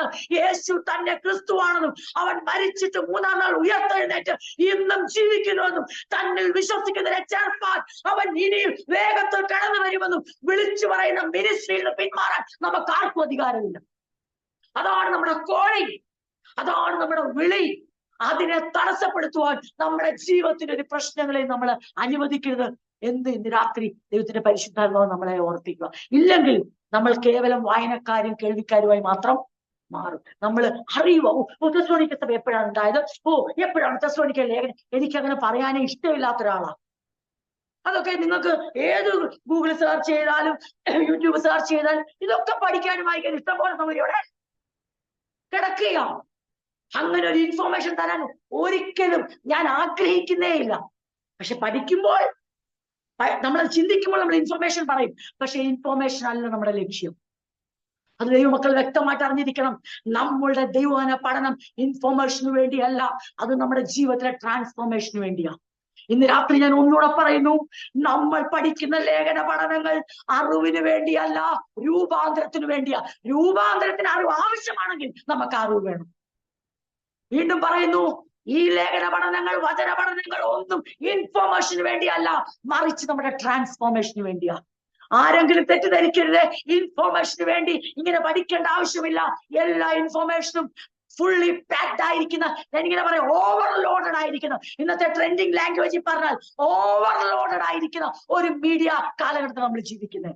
ആധുനിക ടെക്നോളജിയുടെ ഒരു കാലഘട്ടത്തിലാണ്. അറിവുകൾ വിരൽത്തുമ്പിൽ, ആസ്വാദനങ്ങൾ വിരൽത്തുമ്പിൽ, ആനന്ദങ്ങൾ വിരൽത്തുമ്പിൽ, ആഘോഷങ്ങൾ വിരൽത്തുമ്പിൽ, അതെ, പാപത്തിന്റെ എല്ലാ ബോധങ്ങളും വിരൽത്തുമ്പിൽ, എല്ലാം വിരൽത്തുമ്പിൽ, എല്ലാം വിരൽത്തുമ്പിലുള്ള ഒരു കാലഘട്ടത്തിൽ ഇങ്ങനെ ഒരു പഠനത്തിന്റെ ആവശ്യമില്ല. അത് ഇൻഫോർമേഷന് വേണ്ടിയാണ്. എന്നാൽ അത് ട്രാൻസ്ഫോർമേഷന് വേണ്ടിയാണെങ്കിൽ ഈ പഠനം അത്യന്താപേക്ഷിതമാണ്. ആഹാരം ഒഴിവാക്കാൻ പറ്റാത്ത പോലെ, വായു ശ്വസിക്കുന്നത് ഒഴിവാക്കാൻ പറ്റാത്ത പോലെ, വെള്ളം കുടിക്കുന്നത് ഒഴിവാക്കാൻ പറ്റാത്ത പോലെ ഒരു ദൈവ പൈതലിന് ട്രാൻസ്ഫോർമേഷനാണ്, രൂപാന്തരമാണ് ലക്ഷ്യമെങ്കിൽ ദൈവവചന ധ്യാനങ്ങൾ ഒഴിവാക്കുവാൻ കഴിയും. നമുക്കിങ്ങനെ കൂടിയിരുന്ന് നിങ്ങളുടെ സമയവും മെനക്കെടുത്തി, നമ്മൾ നമ്മുടെ സമയവും മെനക്കെടുത്തി ഇങ്ങനെ കൂടി വരേണ്ട കാര്യം. എന്നാൽ ദൈവം നമ്മോട് സംസാരിക്കുമ്പോൾ എന്ത് സംഭവിക്കും? നമുക്ക് ഇൻഫർമേഷൻ തരും. For what? For our transformation. നമ്മുടെ ട്രാൻസ്ഫോർമേഷന് വേണ്ടി ദൈവം നമുക്ക് ഇൻഫർമേഷൻ തരും, നമ്മളെ അറിയിക്കും. അത് കഴിഞ്ഞ് നമ്മളെ തിരുത്തും, നമ്മളെ അതെ എൻകറേജ് ചെയ്യും, എഡിഫൈ ചെയ്യും, എക്സോർട്ട് ചെയ്യും. അതൊക്കെ ദൈവിക ശുശ്രൂഷയിലുള്ളതാണ്. നിങ്ങൾ നമ്മുടെ ഇതിലെല്ലാം വേദോസ്തുകൊണ്ട് വായിച്ച് മനസ്സിലാക്കാൻ നമുക്ക് കഴിയുന്നതാണ്. എന്നാൽ ദൈവവചനം ചിന്തിക്കുമ്പോൾ, ഇങ്ങനെ ആകാംക്ഷയോടും വാഞ്ചയോടും ദൈവമക്കൾ കൂടി വരുമ്പോൾ, നാം പ്രാർത്ഥനയോടെ നമ്മൾ ദൈവനോട് സംസാരിക്കണമേ. ദൈവമേ, എന്റെ വചനത്തിന്റെ ആ പൊരുളുകളെ എനിക്ക് തിരിച്ചു തരണമേ. ഓരോ കാര്യങ്ങളും അടുക്കി ചിട്ടയോടെ മനസ്സിലാക്കുവാൻ എനിക്ക് കഴിയണേ എന്ന് ആഗ്രഹിച്ചു വരുന്ന ഓരോ ദൈവമക്കളെയും അതിന്റെ തക്കതായ അറിവിനാലും ആ അറിവ് രൂപാന്തരത്തിലേക്ക്, ആ information leads to our transformation. ഇല്ലെങ്കിൽ ഇതുകൊണ്ടൊരർത്ഥവുമില്ല എന്ന് വീണ്ടും നമ്മൾ ഓർക്കുന്നത് നന്നായിരിക്കും. നമുക്കിങ്ങനെ ചിന്തിക്കാം, നമ്മുടെ അനേക ചോദ്യങ്ങളുടെ ഉത്തരം ഇതിനകത്ത് കിടപ്പുണ്ട്. ദൈവം തന്നെ മാസിഡോണിയയിലേക്ക് വിളിച്ചിട്ട്, മാസിഡോണിയയിലെ പട്ടണമായ ഫിലിപ്പിയിൽ ചെന്ന് കർത്താവിന്റെ വേല ചെയ്തിട്ട്, ധനമോഹിയല്ല, ദ്രവ്യാഗ്രഹിയല്ല, സ്ഥാനമോഹിയല്ല, ലോകത്തിന്റെ ഒന്നും വേണ്ട, എല്ലാം ചപ്പും ചവറും വേണ്ടി കർത്താവിനെ ഒന്ന് ഉയർത്തിയാൽ മാത്രം മതി. യേശു തന്നെ ദൈവപുത്രൻ, അവൻ മരിച്ചിട്ട് ഉയർത്തെഴുന്നേറ്റു, അവനിൽ വിശ്വസിക്കുന്നതിന് നിത്യജീവൻ ഉണ്ടെന്നും അവരെ വിശ്വസിക്കുന്നതിനെ ശിഷ്യരാക്കണമെന്നുള്ള ഏക ഉദ്ദേശത്തോടെ യാത്ര ചെയ്യുന്ന തന്റെ അതേ ഭക്തന്മാരുടെ, ശിഷ്യന്മാരുടെ, അപ്പോസ്തലന്മാരുടെ ജീവിതത്തിൽ എന്തുകൊണ്ട് ഈ കഷ്ടോപമാനം? അവർക്ക് ഇടറിപ്പോകാമായിരുന്നു. പക്ഷെ അവർക്ക് ഒരു കാര്യം അറിയാം, അനുസരിക്കുന്ന യാഗത്തെക്കാളും ശ്രദ്ധിക്കുന്നത് മുട്ടാടിന്റെ മേധസ്സിനേക്കാളും നല്ലത്. ഞങ്ങൾ ദൈവത്തിന്റെ വാക്കനുസരിച്ച് ഒരിടത്ത് വന്നിട്ടുണ്ടെങ്കിൽ അവിടുത്തെ കഷ്ടനഷ്ടങ്ങളും അപമാനങ്ങൾക്കാൾ വലുതാണ് ഞങ്ങളെ ഏൽപ്പിച്ച മിനിസ്ട്രി നിവർത്തിക്കുക എന്നുവരെ എന്ന് പോലും ഞങ്ങൾക്കറിയില്ല, എത്രത്തോളം എന്ന് പോലും ഞങ്ങൾക്കറിയില്ല, ഞങ്ങൾക്ക് അതിന്റെ ദൈർഘ്യം അറിയില്ല. പക്ഷെ ഞങ്ങളെ ഒരു രാത്രിയുള്ള, ഒരു പകൽ, ഒരു മാസം, ഒരാഴ്ച, 3 ആഴ്ച ദൈവം ഞങ്ങളെ ആക്കിയാൽ, പകൽ ഞങ്ങളെ പട്ടണത്തിന്റെ വീതിയിലൂടെ ഞങ്ങൾ കർത്താവിനെ ഉയർത്തി. ഇപ്പോൾ ഞങ്ങൾ ഫിലിപ്പിയിൽ കാരാഗ്രഹത്തിൽ വന്നിരിക്കുന്നു. ഇവിടെ ഞങ്ങൾക്ക് പ്രസംഗിക്കാൻ ഞങ്ങൾ പകൽ ദൈവം ഞങ്ങളെ അനുവദിച്ചപ്പോൾ ഞങ്ങൾ അവിടെ സുവിശേഷം അറിയിച്ചു. രാത്രിയിൽ ഞങ്ങൾക്ക് അർദ്ധരാത്രിയിൽ ഞങ്ങൾ കാരാഗ്രഹത്തിൽ കിടക്കുമ്പോൾ ഇപ്പോൾ ഞങ്ങൾക്ക് ജനത്തോട് അതെ പറയാനുള്ള അവസരമല്ല, പിന്നെയോ ദൈവത്തോട് ഞങ്ങളുടെ ബന്ധം ഉറപ്പാക്കാനുള്ള സമയമാണ്. ഇന്ന് പകൽ ദൈവമക്കൾ, ഇന്ന് രാത്രി ദൈവമക്കൾ ഓർത്തോണം, ഇത് അബ്രഹാമിന്റെ സ്വഭാവം ഇതായിരുന്നു. അബ്രഹാം യുദ്ധത്തിനായി ഇറങ്ങി പുറപ്പെട്ട് തന്റെ സഹോദരപുത്രനായ ലോത്തിനെ രക്ഷിച്ച് മടങ്ങി വരുമ്പോൾ, സൊദോം രാജാവ് തന്നോട് ഒരു ഉടമ്പടിക്ക് വേണ്ടി തയ്യാറാകുമ്പോൾ അബ്രഹാം ഒരു കാര്യം ചെയ്തു. അവിടെ ദൈവത്തെ ഉയർത്തി, എന്റെ ദൈവം എന്നെ അനുഗ്രഹിച്ചാൽ മതി, എന്റെ ദൈവം എന്നെ സമ്പന്നനാക്കിയാൽ മതി, എന്റെ ദൈവത്താൽ മാനിക്കപ്പെട്ടാൽ മതി എന്ന് പറഞ്ഞ് രാത്രിയിൽ തളർന്നു വന്ന മനുഷ്യൻ ദൈവമായുള്ള ബന്ധത്തിൽ, ആ വ്യക്തിപരമായ ബന്ധത്തിലേക്ക് അടുത്തു വന്നപ്പോൾ അങ്ങനെയുള്ള മനുഷ്യനെ പുറത്തേക്ക് കൊണ്ടുവന്ന് ദൈവം അവന്റെ അകം ബലപ്പെടുത്തി, അവന്റെ ഉള്ളു ശക്തീകരിച്ചു. ഇന്ന് രാത്രി ഞാൻ വിളിച്ചു പറയട്ടെ, എന്റെ സഹോദരങ്ങളെ, ദൈവം തരുന്ന ജീവിത സാഹചര്യങ്ങൾ എന്തുമായിക്കൊള്ളട്ടെ, മാറ്റമില്ലാത്ത അവന്റെ നിത്യ സത്യവചനം നാം അവനെ ഉയർത്തിയിട്ടത് വ്യക്തികളോടായിക്കോട്ടെ, സമൂഹത്തോടായിക്കോട്ടെ, കുടുംബത്തോടായിക്കോട്ടെ, ഏതൊരു അവസരത്തിലായിക്കോട്ടെ, അങ്ങനെയുള്ള നാം അർദ്ധരാത്രി തളർന്ന് മുറിവേറ്റ് മനസ്സ് മുറിഞ്ഞ് അവന്റെ സന്നിധിയിൽ ഇരുന്നു കൊണ്ട് അവനെ ഉയർത്തുവാൻ, അവന് വേണ്ടി ഒന്ന് പാടുവാൻ, അവനോട് പ്രാർത്ഥിപ്പാൻ തുടങ്ങുമ്പോൾ മുറിവുകളുടെ നടുവിലും തകർന്നിരിക്കുന്ന മനസ്സിനെ ബലപ്പെടുത്തുവാൻ ഉയർത്തി ധൈര്യപ്പെടുത്തി ശക്തിയോടെ നിർത്തുവാൻ ദൈവത്തിന് കഴിയും. അത് ദൈവം എല്ലാ കാലത്തും ചെയ്തു. പക്ഷെ ചോദ്യം, മുറിവേറ്റ നാം അർദ്ധരാത്രിയിൽ എന്ത് ചെയ്യും? അപമാനിക്കപ്പെട്ട നാം അർദ്ധരാത്രിയിൽ എന്ത് ചെയ്യും? കലഹവും ആരവാരവും കഴിഞ്ഞ് ഒറ്റയ്ക്കായ നമ്മൾ ജീവിതത്തിൽ പ്രതിസന്ധികൾ നിലനിൽക്ക ചെയ്ത് നാം എന്ത് ചെയ്യുമെന്ന് ചോദിക്കുന്നതിന്റെ ഉത്തരം കൊടുക്കാൻ നാം പ്രാപ്തരാകണം. കാരാഗ്രഹത്തെ കുലുക്കുമെന്ന് ആരും പറയണ്ട. കാരണം ഇത് ഒറ്റ പ്രാവശ്യം സംഭവിച്ചുള്ളൂ. വേറൊരിടത്തും കാരാഗ്രഹം. റോമ കാരാഗ്രഹത്തിൽ എത്ര നാൾ കിടന്നു? കുലുങ്ങിയോ? ഇല്ല. കുലുക്കാൻ പറ്റാതെ അവരുടെ മനസ്സിൽ പോലും ഇല്ല ഒന്നും. അതായത് ഇന്നത്തെ തലമുറയ്ക്ക് അല്ലെങ്കിൽ ഈ ആധുനികമായ അവസ്ഥയിൽ എന്ത് വരുന്നറിയോ? ദൈവവുമായുള്ള ബന്ധത്തിനുള്ള പ്രാധാന്യം, പിന്നെയോ ദൈവം ചെയ്യുന്ന അത്ഭുതങ്ങൾക്ക് പ്രാധാന്യം. അങ്ങനെ ഒരു തലമുറയായി തീരാതിരിക്കാൻ ഇന്ന് രാത്രി ദൈവം നമ്മളെ ബുദ്ധി ഉപദേശിക്കുക. അങ്ങനെ ഫിലിപ്പിയ പട്ടണത്തിൽ നിന്ന് കഷ്ടവും അപമാനവും സഹിച്ച് അവർ തെസ്സലോനിക്ക പട്ടണത്തിലെത്തിയപ്പോൾ നോയിക്കേ, ശുശ്രൂഷയ്ക്ക് ഭംഗം വന്നില്ല. നമ്മളും വളരെയധികം ആത്മാർത്ഥമായിട്ട് ആഗ്രഹിക്കണം. നമ്മൾ നമ്മളോട് തന്നെ ചോദിക്കണം, നമ്മുടെ ജീവിത സാഹചര്യങ്ങളും നമ്മുടെ സീസണിലും ഔട്ട് ഓഫ് സീസണിലും ഫലം കായ്ക്കുന്നുണ്ടോ? സമയത്തും അസമയത്തും നമുക്ക് കർത്താവിന് വേണ്ടി പ്രയോജനപ്പെടാൻ കഴിയുന്നുണ്ടോ? നമ്മുടെ ജീവിതത്തിന്റെ സാഹചര്യങ്ങൾ നമ്മളെ ജലിക്കളയുകയാണ്, നമ്മളെ നിഷ്ഫലന്മാരാക്കുകയാണോ? നമ്മൾ നമ്മുടെ സാഹചര്യങ്ങളെ ആണോ നമ്മളെ നിയന്ത്രിക്കുന്നത്? അതല്ല എന്ന് അപ്പോസ്തലന്മാർ തങ്ങളുടെ ജീവിതം കൊണ്ട് തെളിയിച്ചു. അങ്ങനെ അപ്പോസ്തല പ്രവൃത്തിയിലേക്ക് വന്ന് നമ്മൾ വായിച്ച ഭാഗത്തെത്തിയപ്പോൾ തെസ്സലോനിക്ക സഭ ഇവിടെ ആരംഭിക്കുന്നു. എങ്ങനെയാണ്? വീണ്ടും ഞാൻ പറയുന്നു, മാസിഡോണിയൻ കോളിംഗ് ഉണ്ടാകുന്നു. നോർത്തേൺ ഗ്രീസിന്റെ ഭാഗമായ മക്കോദോനിയ എന്ന ആ റീജിയനിലേക്ക് അവർ വരുന്നു. ആ റീജിയനിലെ ഒരു പ്രധാന പട്ടണമായ ഫിലിപ്പിയൻ നഗരത്തിൽ വന്നുകൊണ്ട് അവർ ദൈവത്തിന്റെ വേല ചെയ്യുന്നു. വലിയ പ്രതിസന്ധികളെ നേരിടുന്നു.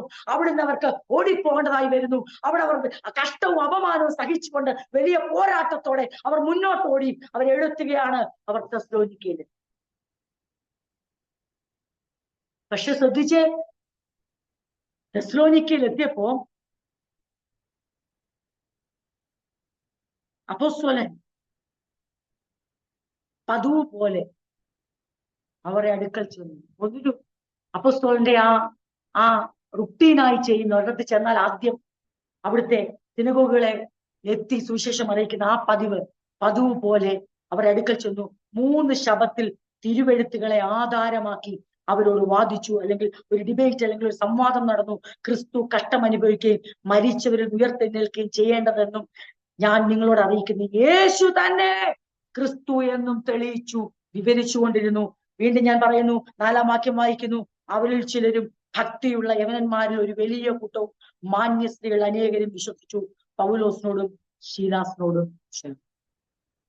അങ്ങനെ തെസ്സലോനിക്ക സഭ ഏകദേശം അപ്പോസ്തലന് 1 മാസം അപ്പോസ്തലൻ പൗലോസും ശീലാസും തിമോത്തിയോസോടെ ഉണ്ട്. ഇനി അടുത്ത വാക്ക് ശ്രദ്ധിച്ചോണം. 5 ദേ കിടക്കുന്നു. പട പേടിച്ച് പന്തളത്തി പന്തവും കൊളുത്തി പട. നമ്മൾ കേട്ടിട്ടില്ലേ എങ്ങനെ പഴഞ്ചൊല്ല്? പട പേടിച്ച് പന്തളത്തി പന്തവും കൊളുത്തി പട. ദേ കിടക്കുന്നു. തെസ്സലോനിക്കയിലെ പ്രതികൂലം ആരംഭിക്കുന്നു.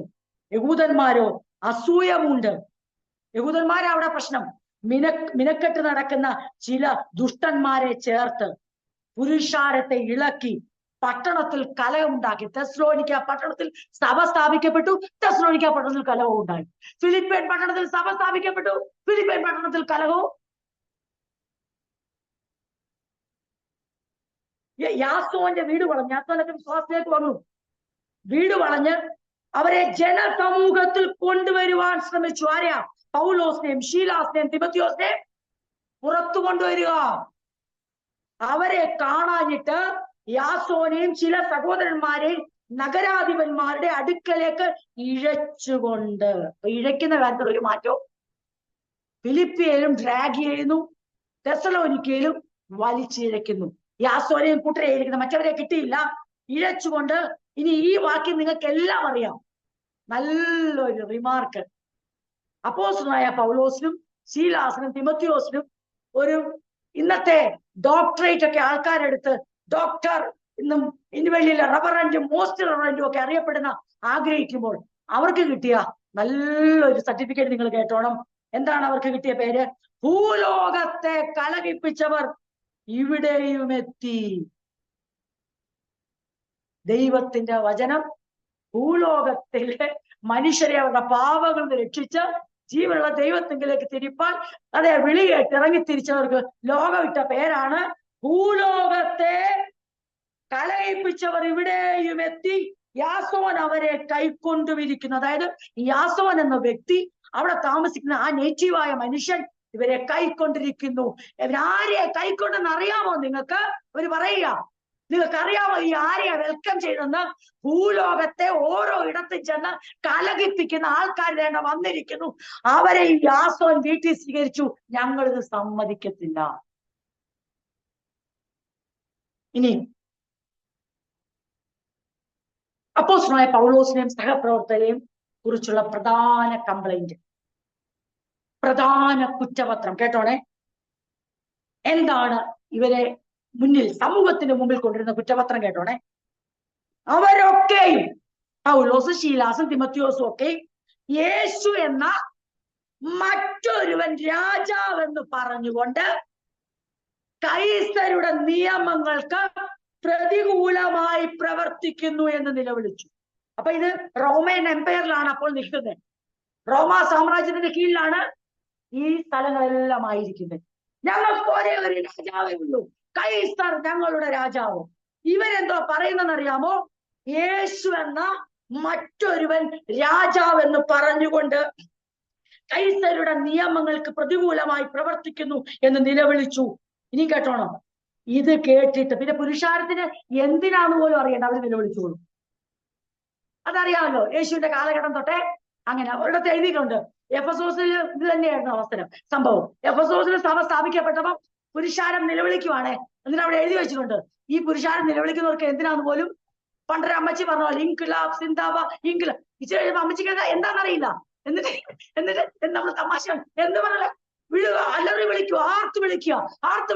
എന്നിട്ട് ഇപ്പൊ ഓരോരുത്തരോട് പോയി ചോദിച്ചേ, നിങ്ങൾ അത് ഞങ്ങൾക്ക് അറിയില്ല, ഇവരെല്ലാം നിലവിളിക്കുന്നത് ഞങ്ങളും.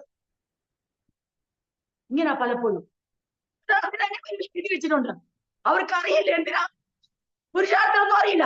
ഒരു പ്രശ്നം വന്ന ഉടനെ എല്ലാം കൂടെ ചാടിയിറങ്ങും. അവിടെ എന്തായിരുന്നു? അർത്തിമസിനെ നിന്ദിക്കുന്നു, അല്ലെങ്കിൽ നിന്ദിച്ചില്ല അവര് അർത്തിമസിന്റെ മഹത്വം പോകുന്നുള്ളായിരുന്നു എഫെസോസിലെ പ്രശ്നം. അത് നമ്മൾ പഠിച്ചതാ. ഫിലിപ്പിയിലെ പ്രശ്നം യജമാന്മാരുടെ ലാഭം പോകുന്നുള്ളൂ. തെസ്സലോനിക്കയിലെ പ്രശ്നം കൈസർക്ക് പകരം മറ്റൊരു രാജാവ്, യേശു എന്നൊരു രാജാവ് എന്ന് പറഞ്ഞ് ഇവര് പ്രസംഗിക്കുന്നു. ഇത് കൈസരുടെ നിയമങ്ങൾക്ക് പ്രതികൂലമായി പ്രവർത്തിക്കുന്നു എന്ന് നിലവിളിച്ചു. ഇത് കേട്ടിട്ട് പുരുഷാരോ നഗരാധിപന്മാരും ഭ്രമിച്ചു. യാസോൻ മുതലായവരോട് ജാമ്യം വാങ്ങി അവരെ വിട്ടയച്ചു. ഇത് തെസ്സലോനിക്ക സഭയുടെ, ഞാൻ മുൻപും പറഞ്ഞു, എങ്ങനെ യാത്ര ചെയ്ത്, എവിടെ നിന്ന് യാത്ര ചെയ്ത് തെസ്സലോനിക്കയിൽ എത്തി. നമ്മൾ തുടർന്നുള്ള ദിവസങ്ങളിൽ നമ്മൾ ഡീറ്റെയിൽ ആയിട്ട് നമ്മൾ ചിന്തിക്കുന്നതായിരിക്കും. ഇത് നമുക്കൊരു ആമുഖവും ഒരു പശ്ചാത്തലവും കോണ്ടെക്സ്റ്റ് ഒക്കെ മനസ്സിലാക്കാൻ ഞാൻ അപ്പോസ്തല പ്രവൃത്തികളിൽ നിന്ന് ഇവിടെ വരെ വന്നു. ഇനി ഒരു അനവധി കാര്യങ്ങൾ നമുക്ക് ഇതിനോട് ബന്ധപ്പെട്ട് ചിന്തിക്കാനുണ്ട്. ഒരു കാര്യം ഓർക്കുക, ദൈവം ഏത് പട്ടണത്തെ സന്ദർശിപ്പാൻ മതിയായത്. അത് ഗ്രീസിലെ, നിങ്ങൾക്കറിയാമോ തെസ്സലോനിക്ക പട്ടണത്തിന്റെ പ്രത്യേകത? അതൊരു കോസ്മോപൊളിറ്റൻ സിറ്റിയാണ്. അതിന്റെ ഏറ്റവും വലിയ പ്രത്യേകത എന്ന് പറഞ്ഞാൽ അത് മാസിഡോണിയയുടെ ക്യാപിറ്റലാണ്. നോർത്തേൺ ഗ്രീസിന്റെ സെക്കൻഡ് ലാർജ് സിറ്റിയാണ്. മാസിഡോണിയ പ്രദേശത്തിന്റെ തലസ്ഥാനമാണ് തെസ്സലോനിക്ക. അതുമാത്രമല്ല, നോർത്തേൺ ഗ്രീസിന്റെ ഏറ്റവും സെക്കൻഡ് ലാർജസ്റ്റ് സിറ്റിയാണ്. എക്കണോമിക്കലായും കൊമേഴ്ഷ്യലായും ട്രാൻസ്പോർട്ടേഷൻ വൈസും ഏറ്റവും അധികം പ്രമുഖമായ വലിയ വാണിജ്യ സാംസ്കാരിക പട്ടണമാണ്. കാരണം എന്നറിയാവോ? അവിടെ ഒരു നാച്ചുറൽ സീപോർട്ട് ഉണ്ട്, ഒരു തുറമുഖമുണ്ട്. അത് കിഴക്കും പടിഞ്ഞാറേക്കും വാണിജ്യത്തിന് പോകുവാൻ ഉള്ള വലിയൊരു പാതയായതുകൊണ്ട് അവർക്ക് അങ്ങനെ ഒരു എന്താ വേണ്ടേ, സ്വാഭാവികമായ ഒരു തുറമുഖം അവർക്ക് ഉള്ളത് കൊണ്ട് ആ പട്ടണം എക്കണോമിക്കലി, കൊമേഴ്ഷ്യലി, ട്രാൻസ്പോർട്ടേഷനിലും അവർ ഏറ്റവും മുന്തി നിന്നിരുന്നു. അത് മാസിഡോണിയയുടെ ക്യാപിറ്റലായിരുന്നു. ഞാൻ എന്തിനാ ഇത്രയും പറഞ്ഞു ചോദിച്ചാൽ, അതായത് ഒരു വെൽത്തി കോസ്മോപൊളിറ്റൻ സിറ്റിയാണ് തെസ്സലോനിക്ക. ഇങ്ങനെയുള്ള ഒരു പട്ടണത്തെ ദൈവം സന്ദർശിച്ച വിധമാണ് പറഞ്ഞത്. ഇനിയും അടുത്ത ആഴ്ച നമ്മൾ ചിന്തിക്കുമ്പോൾ നമ്മൾ ലേഖനത്തിലേക്ക് വന്ന് ലേഖനം എവിടെ വെച്ചാണെന്നും എന്താണ് എഴുതാനുള്ള കാരണമെന്നും അത് നമ്മൾ ചിന്തിക്കുന്നതായിരിക്കും. ഞാൻ എന്റെ വാക്കുകളെ ഇവിടെ കൺക്ലൂഡ് ചെയ്യുകയാണ്. ഞാൻ ഇങ്ങനെ പറയട്ടെ പ്രിയരെ, ദൈവമാണ് വിളിച്ചതെങ്കിൽ, ദൈവമാണ് പോകാൻ പറഞ്ഞതെങ്കിൽ, വരാൻ പറഞ്ഞതെങ്കിൽ ദൈവത്തെ അനുസരിക്കുക, ചോദ്യം ചെയ്യാതെ അനുസരിക്കുക. അതിനകത്തെ കഷ്ടങ്ങളും നഷ്ടങ്ങളും അപമാനങ്ങളും അനുഗ്രഹമാക്കി മാറ്റുവാൻ ദൈവത്തിലേക്ക് അല്പവേദന നമുക്കുണ്ടാകാം. ഇത് ജീവിതത്തിലെ പല അവസരങ്ങളും നമ്മൾ ഓരോരുത്തരും ഇത്രയും ആഴത്തിലും ആക്കത്തിലുമല്ലായിരിക്കാം നമ്മൾ അനുഭവിച്ചിട്ടുണ്ട്. ദൈവം പറഞ്ഞ പോലെ സഭാപ്രവർത്തനങ്ങൾ തുടങ്ങിയപ്പോൾ, ദൈവം പറഞ്ഞ പോലെ രാജ്യത്തേക്ക് പോയപ്പോൾ, ദൈവം പറഞ്ഞ പോലെ അനുസരിച്ചപ്പോൾ, നാം പ്രതീക്ഷിക്കാത്ത പല പ്രതിസന്ധികളും ആഞ്ഞടിച്ചപ്പോൾ മനസ്സിൽ തോന്നിയിട്ടുണ്ട്, കർത്താവേ നീ പറഞ്ഞിട്ടല്ലേ അടുത്തതിന് എന്ത് ചെയ്യണം. നീ പറഞ്ഞിട്ടാണെന്ന് തെളിയിക്കാനുള്ള ഒന്നും നീ ചെയ്യുന്നില്ല. മറിച്ച് നീ പറയാത്ത, നിന്നെ അനുസരിക്കാത്ത അതിന്റെ അവസ്ഥയെ ഗതികേടാണ് ഇതൊക്കെയെന്ന് ആൾക്കാർക്ക് തോന്നിക്കുന്ന രീതിയിലാണ് പലരും ജീവിതത്തിൽ സംഭവിക്കുന്നത്. അപ്പോസ്തലനായ പൗലോസും ശീലാസിന്റെയും ജീവിതത്തിൽ ദൈവനിഷേധികളായ മനുഷ്യരെ പോലെ, ദൈവം ഒന്നും പറഞ്ഞിട്ടല്ല ഇവർ മാസിഡോണിയ വന്നത്, ദൈവത്തിന്റെ ആത്മാവൊന്നല്ല ഇവർ ഇങ്ങോട്ട് കൊണ്ടുവന്നേ. അങ്ങനെ കൊണ്ടുവന്നെങ്കിൽ ഇവർക്ക് ഇങ്ങനെ ലജ്ജിക്കേണ്ട വരും. അങ്ങനെ വന്നെങ്കിൽ ഇങ്ങനെ തല്ലുകൊള്ളേണ്ട വരുമോ? അങ്ങനെ വന്നെങ്കിൽ ഇങ്ങനെ കാരാഗ്രഹത്തിൽ അടയ്ക്കപ്പെടേണ്ട വരുമോ? തെസ്സലോനിക്കയിൽ പിന്നെ ദൈവം അയച്ചിട്ടാണോ വന്നേ? അങ്ങനെയാണെങ്കിൽ തെസ്സലോനിക്ക പട്ടണത്തിൽ കലഹമുണ്ടാകുമോ? ഇന്ന് രാത്രി നമ്മുടെ ആ ചോദ്യങ്ങൾക്കുള്ള മറുപടി ദൈവത്തിൽ നിന്ന് കണ്ടെത്തിയാട്ട് ആരുടെയെങ്കിലും ഹൃദയത്തിൽ ചിന്തിക്കുകയാണ്, ഇത് ദൈവത്തെ അനുസരിച്ചിട്ട് അങ്ങനെയല്ലല്ലോ ജീവിതത്തിൽ സംഭവിക്കുന്നത്, ഇങ്ങനെ ആയിരുന്നോ സംഭവിക്കേണ്ടത്? ഈ സംഭവങ്ങൾ വെച്ച് നോക്കിയാൽ ഇത് അങ്ങനെയല്ലല്ലോ, ഇത് ദൈവഹിതമല്ലല്ലോ. ആ തെറ്റിദ്ധാരണകൾ ഇന്ന് രാത്രി മാറട്ടെ. നമുക്ക് നമ്മളെ തന്നെ ദൈവങ്ങൾ സമർപ്പിക്കാം, പ്രാർത്ഥിക്കാം. ദൈവം വിശ്വസ്തനാണ്. ലോകത്തിൽ അറിയപ്പെടുന്ന, അല്ലെങ്കിൽ നോർത്തേൺ ഗ്രീസിൽ അറിയപ്പെടുന്ന മാസിഡോണിയയുടെ തലസ്ഥാനമായ വെൽത്തി കോസ്മോപൊളിറ്റൻ സിറ്റിയായ ഏറ്റവും പ്രമുഖ വാണിജ്യ സാംസ്കാരിക നഗരമായ ഒരു വലിയ പട്ടണത്തിൽ സുവിശേഷം എത്തിച്ച് അവിടെയുള്ള ജനഹൃദയങ്ങളെ അതിനായി തുറന്ന് വിശ്വസിപ്പാനും സത്യസഭ സ്ഥാപിപ്പാനും നമ്മുടെ ദൈവം മതിയായെങ്കിൽ ഈ എടത്വാ പട്ടണത്തിലും പ്രവർത്തിപ്പാൻ, ഹൃദയങ്ങളെ തുറക്കുവാൻ, തനിക്കുള്ളവരെ വേർതിരിപ്പാൻ, നമ്മൾ ഓരോരുത്തരും വസിക്കുന്ന പട്ടണങ്ങളെയും വീടുകളെയും സന്ദർശിപ്പാൻ ദൈവത്തിന് കഴിയും. അതിനുവേണ്ടി നമ്മൾ കഷ്ടവും അപമാനവും സഹിച്ചാലും നമുക്കൊരു തീരുമാനമെടുക്കാം, ഞങ്ങൾ ദൈവത്തിൽ നിൽക്കുക തന്നെ ചെയ്യും. ഞങ്ങൾ ധൈര്യം കൈവിടത്തില്ല. പ്രതിഫലമുള്ള ഞങ്ങളുടെ ധൈര്യം ഞങ്ങൾ കൈവെടിയുന്നു.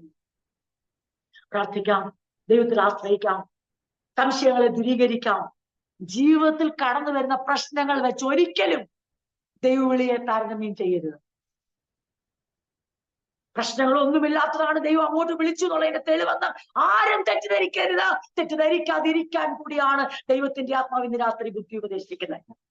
ജോലി നഷ്ടപ്പെടുന്നത് ദൈവിതമല്ല, ജോലി കിട്ടുന്നത് മാത്രമാണ് ദൈവിതമെന്ന് തെറ്റിദ്ധരിക്കരുത്. നന്മ കിട്ടുന്ന മാത്രമാണ് ദൈവിതം. തിന്മ അനുഭവിക്കുന്ന, കഷ്ടം അനുഭവിക്കുന്നത് ദൈവിതമല്ല. ദൈവത്തോട് എന്തോ ദ്രോഹം ചെയ്ത്, അല്ലെങ്കിൽ ദൈവം നമ്മളെ മറന്നു കളഞ്ഞു എന്ന് ചിന്തിക്കരുത്. ആ ചിന്തകൾ ഇന്ന് രാത്രി ആരുടെയെങ്കിലും ഹൃദയത്തിലുണ്ടെങ്കിൽ അത് മാറിപ്പോട്ടെ. ലോകത്തിന്റെ ഒരു അളവുകോൽ വെച്ച് ദൈവഹിതം അന്വേഷിക്കരുത്. ദൈവത്തിന്റെ വചനത്തിന്റെ അടിസ്ഥാനത്തിൽ ദൈവം തിരിച്ചറിയാം. നമുക്ക് നമ്മളെ തന്നെ സമർപ്പിക്കാം, നമുക്ക് ആത്മാർത്ഥമായി പ്രാർത്ഥിക്കാം, ദൈവത്തോട് നമ്മളെ റിലേറ്റ് ചെയ്യാം. ഒരു പട്ടണത്തിൽ നോടി മറ്റൊരു പട്ടണത്തിലേക്ക് വന്നിട്ട് നീ എന്ത് പറയാനാ? കാരാഗ്രഹത്തിൽ ആപത്തിൽ കാലിട്ട് കൂട്ടിയവർ കാരാഗ്രഹികളെ എന്നുള്ള സത്യമാണ്. പക്ഷെ നിങ്ങൾ ഒരു കാര്യം ഓർക്കണം, കാരാഗ്രഹത്തിന്റെ അടിസ്ഥാനം കുടിക്കുന്നുള്ള സത്യമാണ്. പക്ഷെ രക്ഷിക്കപ്പെട്ടത് എത്ര പേരാ? കാരാഗ്രഹ കുടുംബമാണ് രക്ഷിക്കപ്പെട്ടത്. ദൈവത്തിന് പദ്ധതിയുള്ളവരെ അപ്പോഴും രക്ഷിക്കപ്പെടുന്നുള്ളൂ. അപ്പൊ അതിന്റെ അർത്ഥം മനസ്സിലായോ? കാരാഗ്രഹം കുലുങ്ങിയാലും, അതെ, ചെങ്കലകൾ അഴിഞ്ഞു മാറിയാലും ദൈവത്തിന് പദ്ധതിയുള്ളവരെ അവിടെ രക്ഷിക്കപ്പെടുന്നുള്ളൂ. അങ്ങനെയാണെങ്കിൽ അത്ഭുതങ്ങൾ നടക്കട്ടെ, അടയാളങ്ങൾ നടക്കട്ടെ, ദൈവം തന്റെ വചനത്തെ ഉറപ്പിക്കട്ടെ. അപ്പോഴും ദൈവമക്കൾ ഒരു കാര്യം ഓർത്തോണം, എത്ര അത്ഭുതങ്ങൾ നടന്നാലും അടയാളങ്ങൾ നടന്നാലും വീഴപ്പെടുന്ന നടന്നാലും, അതായത് കാനാവിലെ വെള്ളം വിവാഹത്തിന് വീഞ്ഞാക്കിയിട്ടും താഴെ എഴുതിയിരിക്കുന്നത് അവന്റെ ശിഷ്യന്മാർ അവൻ വിശ്വസിച്ചെന്ന. അതിന്റെ അർത്ഥം ഇങ്ങനെ തെറ്റിദ്ധരിക്കരുത്. ദൈവത്തിന് പദ്ധതിയുള്ളവർ, അല്ലെങ്കിൽ ദൈവം ഉദ്ദേശിക്കുന്നവർ, അതിനായി ഹൃദയത്തിൽ വാഞ്ചയുള്ളവർ ദൈവത്തിന്റെ പദ്ധതി പ്രകാരം രക്ഷിക്കപ്പെടുക തന്നെ ചെയ്യും. സഭ സ്ഥാപിക്കപ്പെട്ടെങ്കിൽ നമുക്ക് ഒരുമിച്ച് ആത്മാർത്ഥതയോടെ പ്രാർത്ഥിക്കാം, സഭ വളരുക തന്നെ ചെയ്യും. സഭയെ സ്ഥാപിച്ചവൻ ദൈവമാണെങ്കിൽ പ്രതിസന്ധിയുടെ, പ്രശ്നങ്ങളുടെ നടുവിൽ, കലഹങ്ങളുടെ നടുവിൽ സഭ ഇതാ വളർന്നുകൊണ്ടേയിരിക്കുന്നു. അത് വളരുക തന്നെ ചെയ്യും. നമുക്കൊരിക്കലും റെവറന്റും പോസ്റ്റ് റെവറന്റും എന്നുള്ള പേരൊന്നും കിട്ടത്തില്ല. നമുക്ക് കിട്ടുന്ന പേര് പേര് ദേണ്ട ഭൂലോകത്തെ കലഹിപ്പിക്കുന്നു, ദേണ്ട എടുത്തോ പണത്തിൽ വന്നേക്കുവോ, അല്ലെ വീട് കയറി ആൾക്കാരെ മതം മാറ്റുന്ന പറഞ്ഞ പേര് സന്തോഷത്തോടെ സ്വീകരിക്കാം. തയ്യാറാണോ? അങ്ങനെയാണെങ്കിൽ ആ പാട്ട് പാടാവൂ. ഏതാ? ലോകമേ, എന്റെ നാഥന് മുൾമടി നൽകിയ ലോകമേ, നീ തരും പേരെനിക്ക് എന്തിനാ എന്ന പാട്ട് പാടാം. ഇല്ലാത്തൊരാ വരി പാടരുത്. ലോകത്തിന്റെ മഹത്വത്തിന്റെ പേരല്ല നമുക്ക് വേണ്ടത്. നാഥന് മുൾമടി നൽകിയ ലോകം നമ്മളെ. അതുകൊണ്ട് യേശു പറഞ്ഞു, ഗുരുവിനെ ബെൽസബൂൽ എന്ന് വിളിച്ചെങ്കിൽ ശിഷ്യന്മാരെ എത്രയധികം. നിങ്ങൾ ഗുരുവിനേക്കാൾ മീതെയല്ല. കഷ്ടങ്ങൾ സഹിപ്പാൻ, അപമാനങ്ങൾ സഹിപ്പാൻ, പോരാട്ടങ്ങൾ കഴിപ്പാൻ, ദൈവത്തിൽ ധൈര്യപ്പെടുവാൻ ഇന്ന് നമ്മളെല്ലാവരും ദൈവം സഹായിക്കട്ടെ ആത്മാർത്ഥമായി ആഗ്രഹിക്കുന്നു. ഈ വചനങ്ങളാൽ ദൈവം നമ്മെ അനുഗ്രഹിക്കും.